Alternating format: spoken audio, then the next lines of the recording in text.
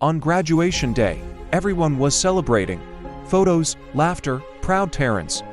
But Ji-hoon stood alone, holding a folder with no honors, no awards, no job offer. Someone behind him whispered, "Why is he even here?" Ji-hoon heard it. He always heard things like that. He felt a familiar sting, a mix of embarrassment and quiet resolve. He looked out at the cheering crowd, at the bright smiles, and made a silent promise to himself. What no one knew was that this would be the last day they ever looked down on him. At Hanseo University, Ji-hoon was known for only one thing: being slow. Slow to answer questions in class, slow to speak out, slow to understand complex theories the first time around. Professors would often skip over him, their eyes scanning the room for a quicker, more confident hand in the air. Classmates avoided him for group work. It was an unspoken rule. Pairing with Ji-hoon meant carrying extra weight. During presentations, you could see the subtle shift in the room. People would pull out their phones, their attention drifting. Sometimes, a soft chuckle would ripple through the back rows when he stumbled over a word. Ji-hoon never argued. He never tried to explain that his mind just worked differently, that he needed time to process, to connect the dots. He would simply nod, a polite, almost invisible gesture, and pull out an old, worn-out notebook. Into this notebook went everything. Every word from the lecture, every complex diagram, every question he was too afraid to ask out loud. It was his sanctuary, his second brain. While the rest of the campus slept, Ji-hoon's lamp was the last one on. His nights weren't for movies or late-night chats or video games. His nights were for work. He would sit at his small desk and rewrite his lecture notes, meticulously, word for word. He wasn't just copying, he was absorbing. He'd pause, look up every sentence, every term he didn't fully grasp, falling down rabbit holes of research until the concept was crystal clear in his mind. He had recordings of every lecture, and he would listen to them again and again, sometimes 5, 6, 7 times, until the professor's voice was just a familiar hum and the knowledge was embedded in his memory. Sleep was a luxury. Sometimes he'd get 3 hours, just enough to function the next day. His roommate, a well-meaning but blunt guy named Min-jae, often saw him hunched over his books in the pre-dawn hours. One night, shaking his head, Min-jae asked, "Ji-hoon, why do you try so hard? It's okay, you're just not smart like the others." Ji-hoon just offered a small, tired smile and said nothing. He didn't have the energy to explain. What he couldn't say was this: his effort wasn't just for a grade, it was for his family. If he failed, if he dropped out of university, his younger sister, who dreamed of becoming a doctor, would have to give up her own education to support their parents. Her future rested on his shoulders. That thought was the fuel that burned long after the caffeine wore off. In their final year, a massive opportunity electrified the campus. The National Innovation Competition. It was the talk of every department. The prize wasn't just a trophy, it was a golden ticket. Winners were guaranteed immediate job offers from some of the country's top tech and engineering firms. The pressure was immense.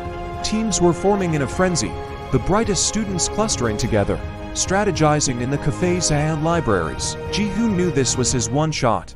Taking a deep breath, he gathered his courage and walked up to a group of top engineering students huddled around a table. They were laughing, excitedly mapping out their ideas. As he approached, the conversation stopped. They all looked at him, their expressions a mixture of confusion and pity. Can I join your team?" Ji-hoon asked, his voice barely a whisper. There was an awkward silence.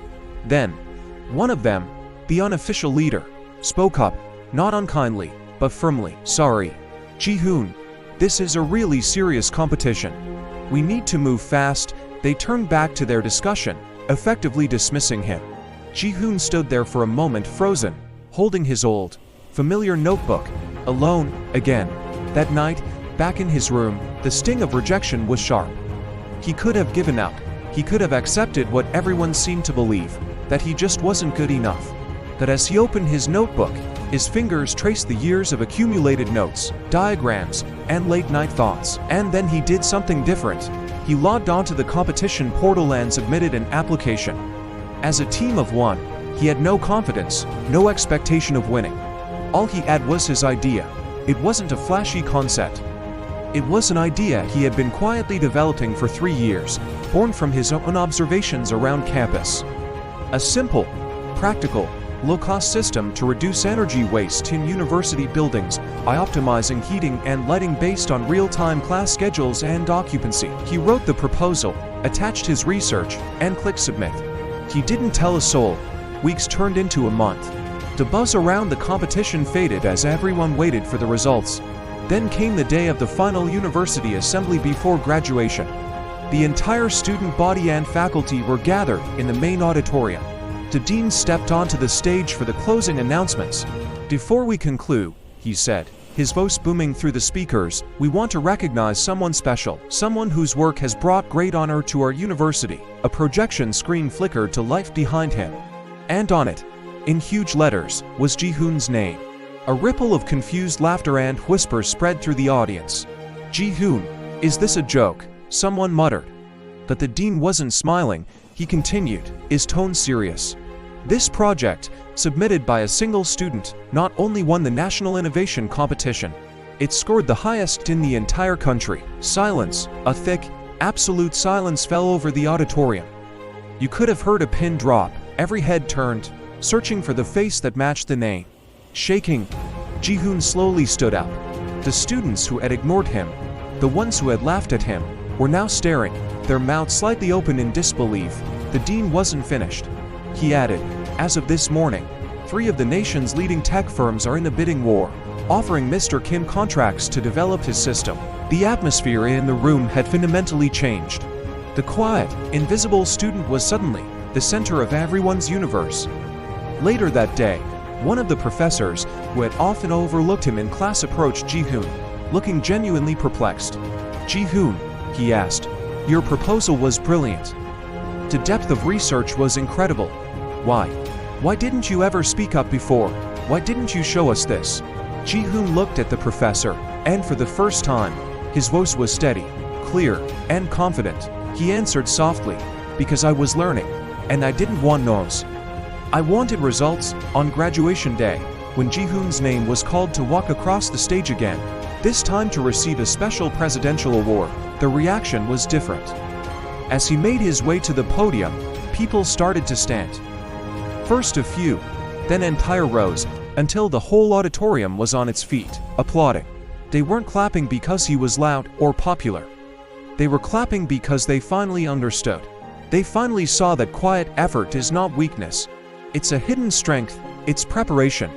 They had all mistaken his silence for emptiness, his slowness for a lack of ability. But they were wrong. His silence wasn't empty. His silence was where all the work was happening. And in the end, his results were the loudest thing in the room. Thank you for watching. If this story resonated with you, remember that your own quiet efforts are building something powerful. Don't forget to like, subscribe, and share this message with anyone who might need to hear it.